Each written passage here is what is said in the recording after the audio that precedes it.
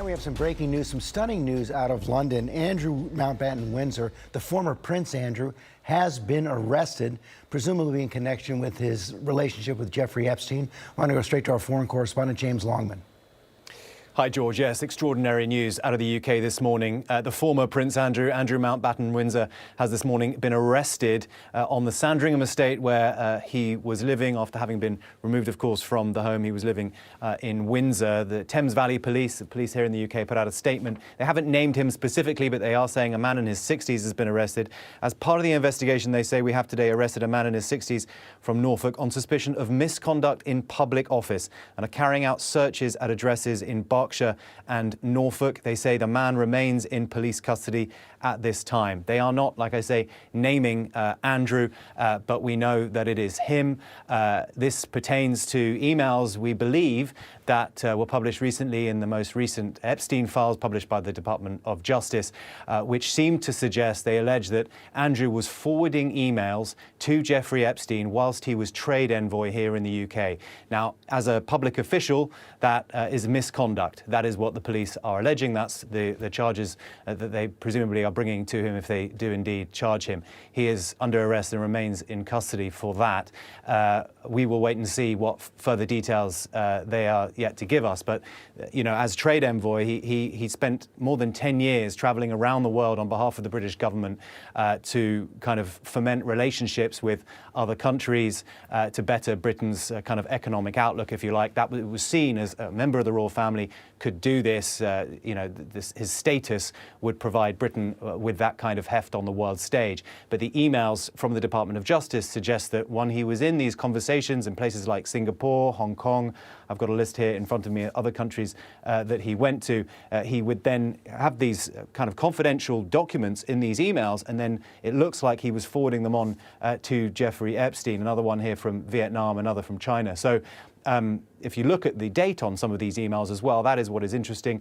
One of them here in front of me from 2010. Of course, that's well after Jeffrey Epstein had already faced charges for soliciting sex from a minor. So that goes to the heart of this entire issue around Andrew and Epstein. The relationship that he had with that convicted sex offender went far beyond the time which he said that he had broken all contact with him.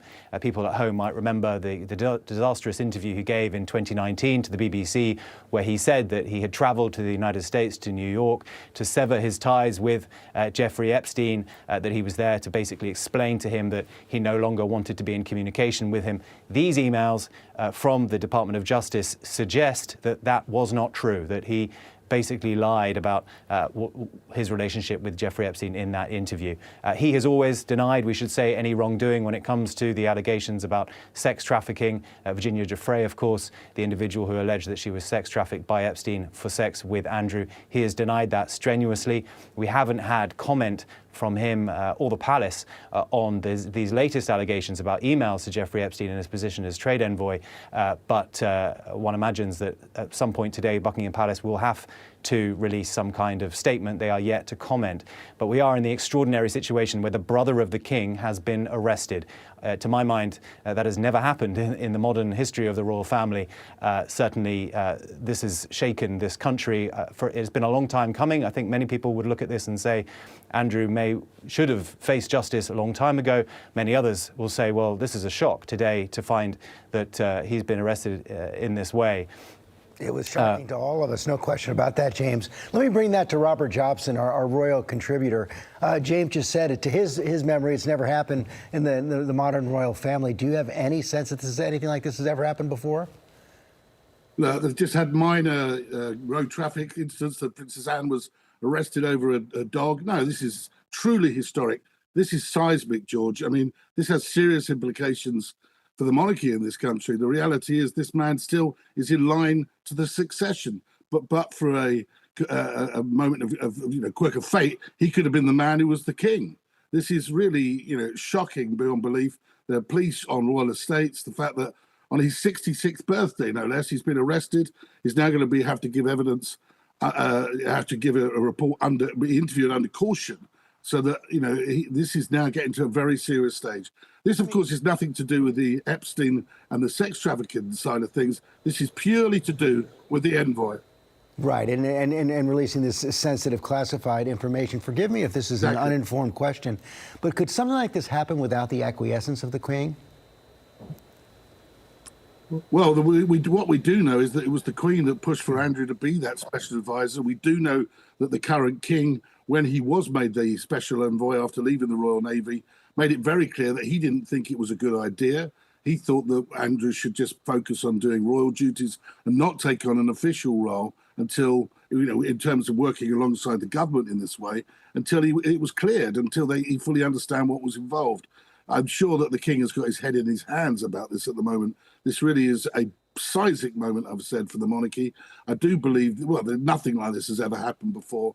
And I didn't actually think it would, even with all the pressure, that it would actually reach that stage again. This is going to be a hugely complex case. And of course, he doesn't have immunity. The king can't be tried in his courts in this country.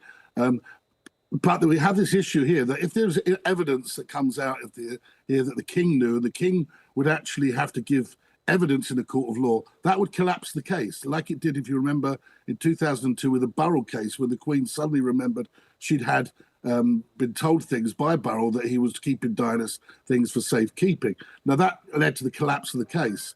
It truly is a seismic moment for this country, and I think for the monarchy as well. Do you think that the king is going to have something to say about this?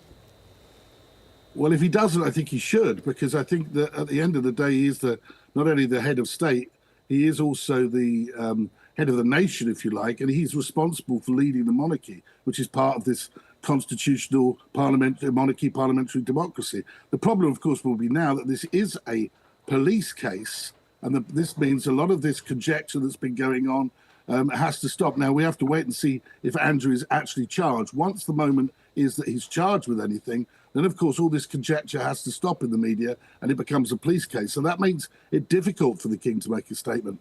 But trust in the monarchy will be at an all-time low at the moment. And I think that at some stage, whether it's at the end of this or even just now, there needs to be some statement from the king and from the palace, and to make sure that people understand that this is an accountable institution that will going forward will be transparent and abide by the law. We had the Prime Minister this morning on television saying no one is above the law, and it looks like that's the case. How serious a threat to the monarchy is this?